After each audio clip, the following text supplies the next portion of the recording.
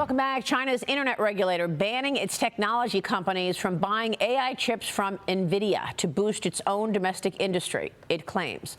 That's according to a Financial Times report claiming Beijing wants to break its reliance on NVIDIA so it can compete in an AI race against the United States. NVIDIA shares dropped more than 2% yesterday. As you can see here, 2 2/3% Wednesday. CEO Jensen Huang is in London. He told reporters he's disappointed by the outcome, but he is expecting to meet with President Trump during his state visit to the UK. Joining us now is Gatestone Institute Senior Fellow Gordon Chang. Gordon, great to see you. Your reaction to what China is trying to do here? I think China is trying to pressure Jensen Huang to pressure President Trump to give approval for NVIDIA to sell the B30 chip. That's a more advanced chip. That's a much more advanced chip. It's based on the Blackwell design, 80% of their best chip. So China doesn't want the chips that were made for China, which are basically 50% of NVIDIA. They want the 80% chip. Yeah, but the fight right now is also centered around rare earth minerals, right? I mean, China feels like Middle East has oil, we have rare earth, and we're going to refine those rare earths, and we won't do it for America unless we get our way on chips. Right. China has two cards to play. One of them is the rare earths. The other are the pharmaceuticals. And they played one of them. Now, President Trump has a lot more cards than the Chinese have because China now is more export dependent than it's ever been in its history. And the U.S. is like 34, 35% of global consumer spending. So they absolutely need the U.S. right now. And then there's other things like Boeing parts and services, all sorts of stuff that the Chinese need. But Trump has sort of given the Chinese an off-ramp. He's been very generous. He has not used the leverage that we've got. And I think right now, at some point, the Chinese are just going to push too far. Paul, your reaction to all of this?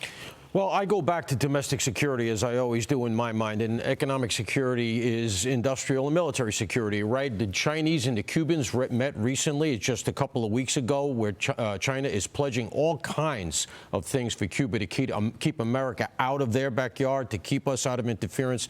That is a Chinese beachhead 90 miles off of Miami. We're developing our own rare earths. Those stocks are starting to pump. People are putting money into that because Trump knows that's one of the leverages they have over us. You break that embargo, we continue our influence in Africa, and you can begin to diminish their soft power, but also their hard power. Yeah, and then there's TikTok, right? I mean, President Trump signing an executive order extending the TikTok ban deadline for a fourth time now, Gordon, after discussions in Madrid led to a framework deal between the U.S. and China. The framework reportedly includes American investors, including Silver Lake, Andreessen Horowitz, and Oracle, owning an 80% stake. Chinese holders own the rest. I spoke with U.S. Trade Representative Jamieson Greer yesterday about the deal. Watch. We believe that President Trump has, in fact, resolved this issue, balancing the national security needs of the United States with the economic realities of having TikTok operating in the United States of America. And so the discussions were really focused on that. How do we get to a place where Chinese concerns are addressed and American national security priorities are taken care of? Congress, as you know, put forward a law and passed a law requiring that the national security concerns around TikTok be resolved, and if not, that TikTok goes dark in the United States of America. And of course, the Trump administration and the president himself were perfectly willing to let that happen. There is a deal out there between the private parties who are making the transaction, and it does account for this specific issue on U.S. user data, so it doesn't go back to Beijing. Gordon, what do you think? The president will speak with Xi Jinping tomorrow. What's your take on this TikTok deal? The most important thing is the control of the curation algorithm, which determines what your kids see and what they don't see.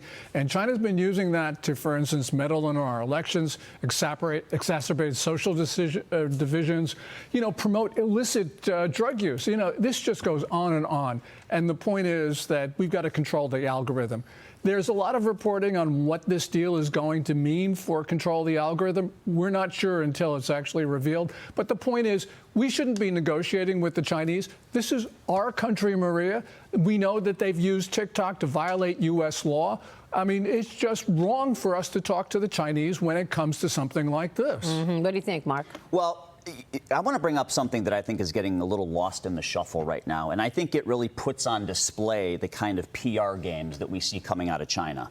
So at the same time they are instructing companies not to buy NVIDIA chips, they magically decide that they're going to drop the antitrust investigation on Google but Google really doesn't do any business there at all. So it's almost like a sleight of hand, look here, not there kind of game they're playing, acting as if it's a goodwill gesture, but it's really not. It's nothing. You know, on NVIDIA, the State Administration for Market Regulation charged NVIDIA with violating China's anti-monopoly law with regard to that acquisition in 2020. This just seems to me to be a really sly game the Chinese are playing. Yeah. We shouldn't play it. I mean, these are our chips. We don't have to sell them. Yeah. If we don't sell them to China, they're in deep trouble. Yeah, you're right. And not only that, but they're doing in our faces during all these negotiations more hostility in the South China Sea. Well, that's getting really dangerous. We've seen, for instance, in Scarborough Shoal, the collision on Tuesday, also the collision on August 11th, where a Chinese destroyer actually ran into a Chinese Coast Guard cutter, killed at least 4 Chinese sailors, and now China wants to avenge that humiliation. So this is really, really bad, and this is where war could start. Forget Taiwan. It's the South China Sea that is the real hotspot in East Asia. Wow, this is important. You want to see how TikTok hits the ground here in America? 2 things. The drug use that you're talking about, it's pointed in many instances around our military bases. They want our GIs addicted to synthetics because they know it undermines their capabilities. Unbelievable. Number 2, let's just remember something. Zoran Mamdani, the TikTok candidate. Don't underestimate that. They want Mamdani. There's a reason Mamdani's platform tracks closer to Beijing than it does to Washington. 100%. There is a Marxism raging throughout New York. 100%. I totally agree with you. Gordon, thank you.